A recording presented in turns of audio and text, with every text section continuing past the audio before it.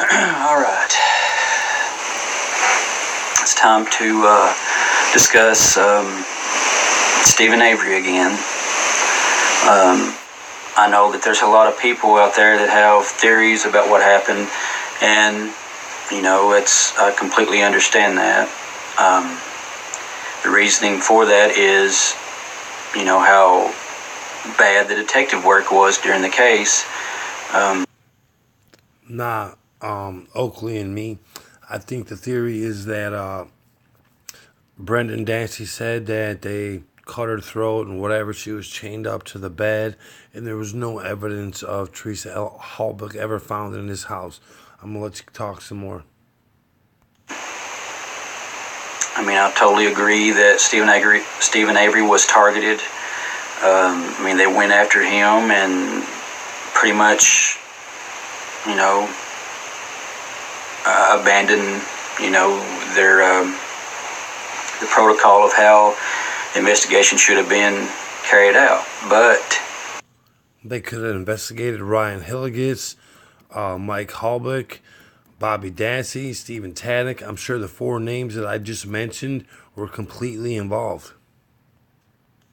Does that make Stephen Avery innocent? Yes, it makes Stephen Avery innocent, 100%, dude.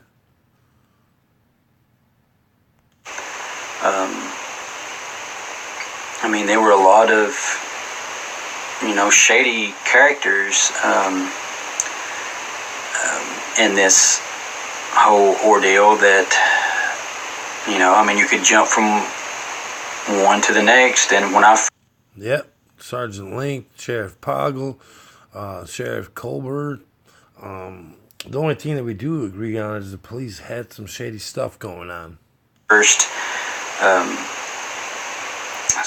started watching Making a Murderer, and I read all the case files and the trial transcripts and all the police interviews, and Have you ever watched the testimony of Ryan Hilligus and the duping delight kind of smiles and how he shrugs off Jerry Buting's questions about Teresa Halbach's phone records and how he got access to them, claiming that he knew it had something to do with his sisters? Well, I had my own theories at the time too. I never thought that Stephen could have done it. I was too caught up in trying to figure out how somebody else could have done it, and who else could have done it, and how they did it. Maybe you should check into Blaine Avery's statement as to when him and Brendan were getting dropped off by the school bus teacher on October 31st around what? Maybe it was 2:30, maybe it was 3:30. I think it was more along the lines of 3:30. And he said he witnessed Bobby passing them on the same street. Was it STH 147? And they passed each other, and he saw Bobby driving a greenish-bluish vehicle, one that was not his. At the time, he had a Blazer, and later on, he got another Blazer. But we'll continue listening to you right here. I never really put that much focus on Stephen. I guess the reason why was because, the law enforcement, they focused all their time on Stephen, and they left, the other would-be suspects, it was all targeted for Stephen. And, but there's one thing that puzzled me, and several things actually that I never could, just throw away. And one was, he called Teresa 3 times that day. The 2 times he called, it was in between. He called twice within 30 minutes. In between 2 and 2:30, he called her twice. Used star 67. The last time he called her was. Do you ever think it could have been Bobby calling that star 67 that time? I don't know. Did you ever get to that? Any thought there? Let's keep talking with you. A couple hours later, it was almost 4:30, I think, somewhere around 4:30, and he didn't use Star 67. That always, it just didn't make any sense to me. I think your timeline's off there about at 4:30. I don't think he called her at 4:30 because that would have been after the whole pretty much incident would have taken place the last time she was seen. So why would he call her cell phone again after that time? So we'll let you go on. Me. But the main thing,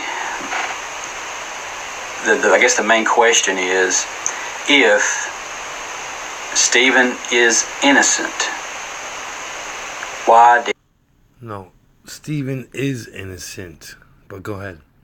he not use Brendan as an alibi for that night? Because Brendan and they had a bonfire. And if nothing happened, if it was all, just a bonfire, why did he not use Brendan as an alibi? He never mentions the bonfire in the November 5th, 6th, or November 9th police interviews. He never mentions having the bonfire. And they come out and ask him, they ask him, what did you do after Teresa left that day? Do you really think that bonfire could have burned Teresa Halbach's bones? I really hope you answer me back. I'm going to try to get in touch with you. He says he takes the auto trader book that she gave him into the house, lays it beside the computer, goes over to Bobby's. Bobby's gone, whatever. He never mentions anything to do with the bonfire. I know one time or a couple times on different occasions they actually asked him if he had burnt anything the day that Teresa was there.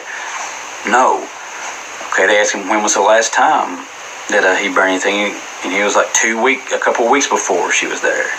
Burnt some Mountain Dew boxes or something, I don't know. But he doesn't deny having the bonfire because on a conversation he has with Barb while he's in jail. Now this is when Brendan becomes involved in the murder, and Stephen calls Barb from jail, and she wants to know, why he did this, or she says something to the effect that you destroyed my son's life or whatever, and then Stephen tries to defend himself and everything, and she says, but he was over. Yeah, because number one, Stephen didn't destroy Brendan's life. Brendan went in there, was coerced into a confession and other stuff without an attorney present, and his story is different than Stephen's story. I don't understand how they could have got two convictions with two conflicting stories. But let's hear what you're going to say. By you that night. And Stephen says he came over, we had the bonfire, and I think he says he was home by 9 o'clock because Jody called or something like to the effect of that. So the bonfire happened that night. And he never mentions it. And every time they mention anything about a fire, did you have a fire? Did you that night, or did you burn anything that day? He automatically says no.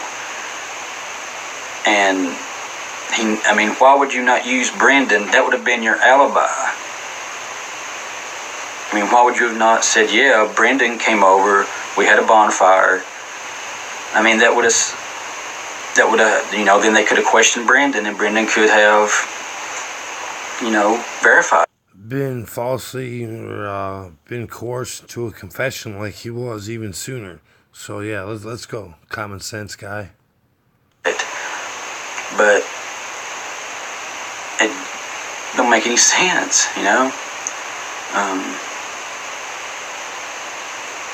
If you have any explanation to to explain why that he would not have used Brendan as an alibi for that night when he was being questioned by the police.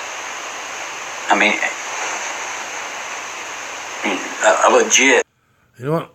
I think the legit explanation to that is why would he even say anything about Brendan? Brendan's kind of at a 10, 12-year-old level, even not even intellectually wise.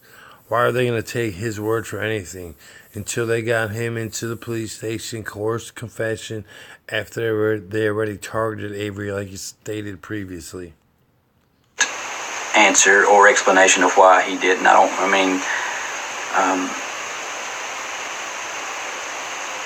It just doesn't make any sense. He never mentions the bonfire. Never. But this whole case makes no sense, and I hope you see my video, and I hope you get back to me, and we could talk about this, intellectually. Have a good day, dude.